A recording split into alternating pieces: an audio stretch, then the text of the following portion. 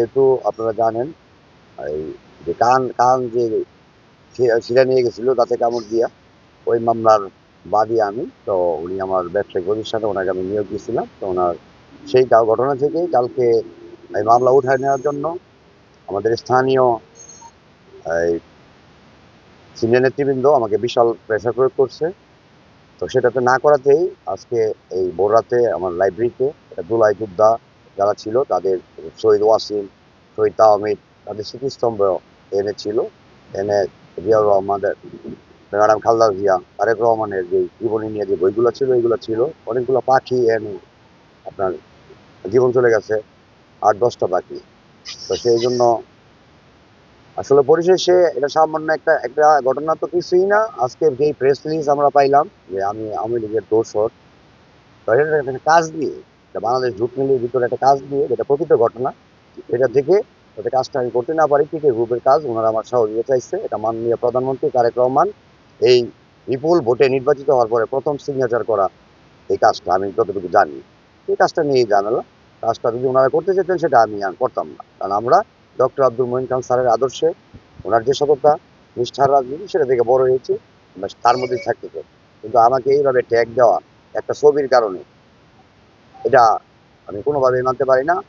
আমি মিয়া মোহাম্মদ সদীপ, নরসিংদী জেলা ছাত্র দলের সহসভাপতি।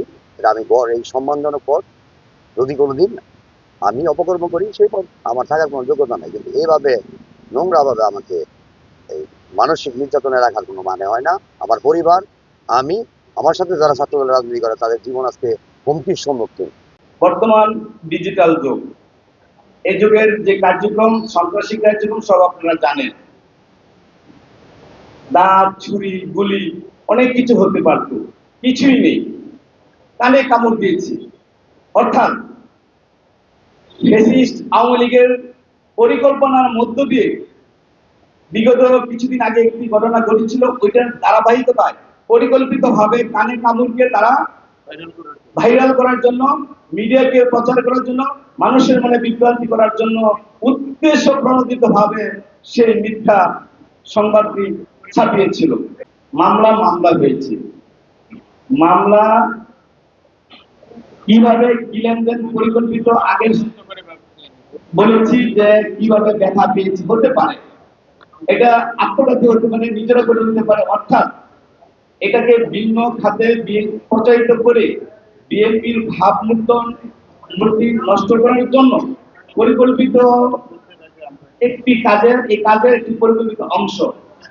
পুলিশকে বলেছি তদন্ত করে যাচাই বাছাই করে যেটা সঠিক সেটা করবেন। আমার মনে হয়েছে প্রকৃত যাচাই বাছাই না করে একজন অভিযোগকারীর অভিযোগ নিয়ে তারা প্রাধান্য দিয়েছে, সত্যিকারের তদন্ত তারা করেনি। তারপরও আপনাদের মাধ্যমে, সকল মিডিয়ার মাধ্যমে বলতে চাই, এই বিষয়টি যাচাই বাছাই করলে প্রকৃতির ঘটনা উন্মোচিত হবে ইনশাল্লাহ।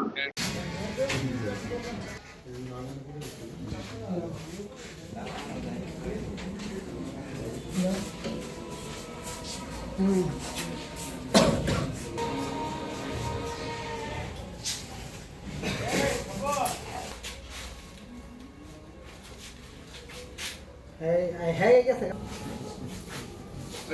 যদি 100% থাকে তাহলে সমস্যা নেই।